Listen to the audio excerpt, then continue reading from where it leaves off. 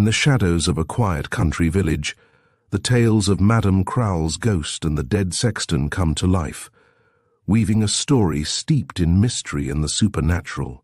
As the narrative unfolds, we are drawn into the lives of those who encounter the eerie specters of the past, revealing secrets that linger long after death. Join us as we explore the chilling atmosphere and compelling characters crafted by Joseph Sheridan Fanu, a master of ghostly tales. Prepare yourself for a haunting experience that delves deep into the unknown. Chapter 1. Madam Crowl's Ghost. I'm an old woman now, and I was but 13, my last birthday, the night I came to Applewale House. My aunt was the housekeeper there, and a sort of one-horse carriage was down at Lexo waiting to take me and my box up to Applewale. I was a bit frightened by the time I got to Lexo, and when I saw the carriage and horse, I wished myself back again with my mother at Hazelden. I was crying when I got into the shay, that's what we used to call it, and old John Mulberry that drove it, and was a good-natured fellow, bought me a handful of apples at the Golden Lion to cheer me up a bit, and he told me that there was a currant cake, and tea, and pork chops waiting for me, all hot, in my aunt's room at the great house. It was a fine moonlight night, and I eat the apples, looking out of the shay window. It's a shame for gentlemen to frighten a poor foolish child like I was. I sometimes think it might be tricks. There was 2 on 'em on the tap of the coach beside me, and they began to question me after nightfall when the moon rose where I was going to. Well, I told them it was to wait on Dame Arabella Crowl of Applewale House, nearby Lexo. "Oh then," says one of them, "you'll not be long there." And I looked at him as much as to say, why not? For I'd spoken out when I told them where I was going, as if 'twas something clever I had to say. "Because," says he, "and don't you for your life tell no one. Only watch her and see she's possessed by the devil, and more 'n half a ghost. Have you got a Bible?" "Yes, sir," says I. For my mother put my little Bible in my box, and I knew it was there, and by the same token, though the print's too small for my old eyes, I have it in my press to this hour. As I looked up at him saying, "Yes, sir," I thought I saw him winking at his friend, but I could not be sure. "Well," says he, "be sure you put it under your bolster every night. It will keep the old girl's claws aff ye." And I got such a fright when he said that you wouldn't fancy, and I'd a liked to ask him a lot about the old lady, but I was too shy, and he and his friend began talking together about their own consarns, and dowly enough I got down, as I told ye, at Lexo. My heart sank as I drove into the dark avenue. The trees stand very thick and big, as old as the old house almost, and 4 people, with their arms out and fingertips touching, barely girds round some of them. Well, my neck was stretched out of the window, looking for the first view of the great house, and all at once we pulled up in front of it. A great white and black house it is, with great black beams across and right up it, and gables looking out, as white as a sheet, to the moon, and the shadows of the trees, 2 or 3 up and down in front. You could count the leaves on them, and all the little diamond-shaped window panes, glimmering on the great hall window, and great shutters in the old fashion, hinged on the wall outside, bolted across all the rest of the windows in front, for there was but 3 or 4 servants and the old lady in the house, and most at her rooms was locked up. My heart was in my mouth when I said the journey was over, and this the great house afore me, and I saw near my aunt that I never sid till knew, and Dame Crowl that I was come to wait upon, and was afeard on already. My aunt kissed me in the hall and brought me to her room. She was tall and thin, wi' a pale face and black eyes, and long thin hands wi' black mittens on. She was past 50, and her word was short, but her word was law. I have no complaints to make of her, but she was a hard woman, and I think she would have been kinder to me if I had been her sister's child in place of her brother's, but all that's of no consequence new. The squire, his name was Mr. Chevenix Crowl, he was Dame Crowl's grandson, came down there, by way of seeing that the old lady was well treated, about 2 or 3 in the year. I sid him but 2 all the time I was at Applewale House. I can't say but she was well taken care of notwithstanding, but that was because my aunt and Meg Wyvern, that was her maid, had a conscience, and did their duty by her. Mrs. Wyvern Meg Wyvern, my aunt, called her to herself, and Mrs. Wyvern to me was a fat, jolly lass of 50, a good height and a good breadth, always good-humoured and walked slow.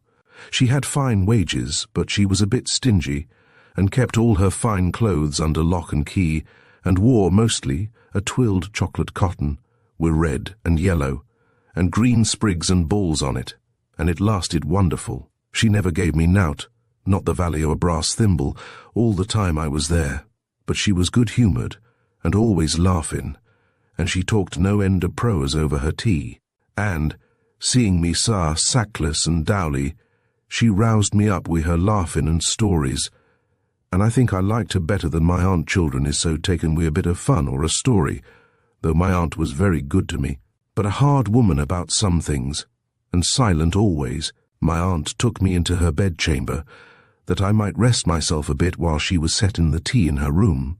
But first she patted me on the shoulder, and said I was a tall lass o' my years, and had spired up well, and asked me if I could do plain work and stitching. And she looked in my face and said I was like my father, her brother, that was dead and gone, and she hoped I was a better Christian, and wad na do that Lids would not do anything of that sort. It was a hard saying the first time I set foot in her room, I thought.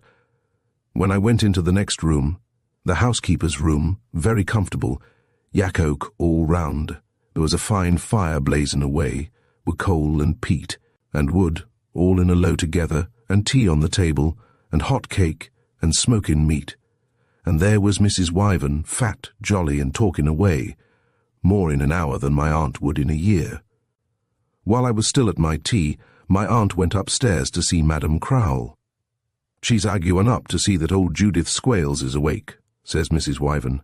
Judith sits with Madam Crowl when me and Mrs. Shutters, that was my aunt's name, is away. She's a troublesome old lady. You'll have to be sharp with her, or she'll be into the fire or out at a window. She goes on wires, she does, old though she be. How old, ma'am? Says I. 93 her last birthday, and that's 8 months gone, says she. And she laughed. And don't be asking questions about her before your aunt, mind, I tell ye. Just take her as you find her, and that's all. And what's to be my business about her, please, ma'am, says I. About the old lady? Well, says she, your aunt, Mrs. Shutters, will tell you that, but I suppose you'll have to sit in the room with your work, and see she's at no mischief, and let her amuse herself with her things on the table, and get her food or drink as she calls for it, and keep her out of mischief, and ring the bell hard if she's troublesome. Is she deaf, ma'am? No, nor blind, says she, as sharp as a needle, but she's gone quite awpy, and can't remember nowt rightly. And Jack the Giant Killer, or Goody Two-Shoes, will please her as well as the King's Court, or the affairs of the nation. And what did the little girl go away for, ma'am, that went on Friday last? My aunt wrote to my mother she was to go. Yes, she's gone. What for? Says I again. She didn't answer Mrs. Shutters, I do suppose, says she. I don't know. Don't be talking. Your aunt can't abide a talking child. And please, ma'am, is the old lady well in health? Says I. It ain't no harm to ask that, says she. She's torflin a bit lately, but better this week past, and I dare say she'll last out her 100 years yet. Hish! Here's your aunt coming down the passage. In comes my aunt, and begins talking to Mrs. Wyvern, and I, beginning to feel more comfortable and at home, like, was walking about the room looking at this thing and at that. There was pretty old china things on the cupboard, and pictures again the wall, and there was a door open in the wainscot, and I sees a queer old leathern jacket with straps and buckles to it, and sleeves as long as the bedpost hanging up inside. What's that you're at, child? Says my aunt, sharp enough, turning about when I thought she least minded. What's that in your hand? This, ma'am, says I, turning about with the leathern jacket. I don't know what it is, ma'am. Pale as she was, the red came up in her cheeks, and her eyes flashed wi' anger, and I think only she had 6 steps to take.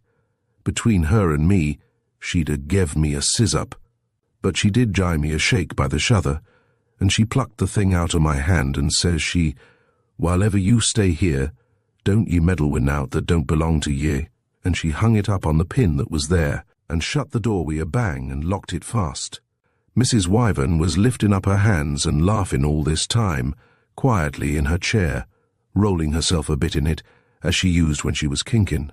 The tears was in my eyes, and she winked at my aunt, and says she, dryin' her own eyes that was wet with a laughin', "Tut, the child meant no harm come here to me, child. It's only a pair of crutches for lame ducks, and ask us no questions, mind, and we'll tell you no lies, and come here and sit down, and drink a mug of beer before you go to your bed." My room, mind ye, was upstairs, next to the old lady's, and Mrs. Wyvern's bed was near hers in her room, and I was to be ready at call, if need should be. The old lady was in one of her tantrums that night, and part of the day before, she used to take fits of the sulks. Sometimes she would not let them dress her, and at other times she would not let them take her clothes off. She was a great beauty, they said, in her day, but there was no one about Applewhile that remembered her in her prime, and she was dreadful fond of dress, and had thick silks, and stiff satins and velvets and laces and all sorts, enough to set up 7 shops at the least. All her dresses was old-fashioned and queer, but worth a fortune. Well, I went to my bed. I lay for a while awake, for a things was new to me, and I think the tea was in my nerves too, for I wasn't used to it, except now and then on a holiday or the like. And I heard Mrs. Wyvern talking, and I listened with my hand to my ear, but I could not hear Mrs. Crowl, and I don't think she said a word. There was great care took of her. The people at Applewhile knew that when she died, they would every one get the sack, and their situations was well paid and easy. The doctor came twice a week to see the old lady, and you may be sure they all did as he bid them. One thing was the same every time. They were never to cross or frump her, any way, but to humour and please her in everything. So she lay in her clothes all that night, and next day not a word she said, and I was at my needlework all that day, in my own room. Except when I went down to my dinner, I would have liked to see the old lady, and even to hear her speak. But she might as well have been in London at the time for me. When I had my dinner, my aunt sent me out for a walk for an hour. I was glad when I came back. The trees were so big and the place so dark and lonesome, and 'twas a cloudy day, and I cried a deal thinking of home while I was walking alone there. That evening, the candles being alight, I was sitting in my room, and the door was open into Madam Crowl's chamber, where my aunt was. It was then for the first time I heard what I suppose was the old lady talking.